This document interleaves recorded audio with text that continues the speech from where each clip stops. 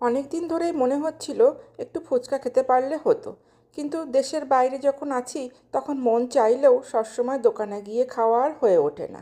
তাই বাড়িতেই বানিয়ে নিয়েছিলাম ফুচকা। আর বাড়িতে যখন হয় তখন একটু বেশিও খাওয়া যায়, এটাই হচ্ছে বড় পাওনা। এবার আপনাদের সাথে শেয়ার করি আমি কি কি ঘরে থাকা সামান্য উপকরণ দিয়ে ফুচকা বানিয়েছিলাম। ফুচকার পাপড়িটা রেডিমেড কেনা, ওটা আমি ঘরেই ভেজে নিয়েছি। আর সাথে নিয়েছি আলু সেদ্ধ, আর যেগুলো কেটে নিয়েছি তার মধ্যে আছে পেঁয়াজ কুচি, লঙ্কা কুচি, ধনেপাতা কুচি আর দু রকম লঙ্কা নিয়েছি, একটা শুকনো লঙ্কা ভাজা আর একটা কাঁচা লঙ্কা সিদ্ধ। সাথে নিয়েছি ছোলা সিদ্ধ আর মটর সিদ্ধ।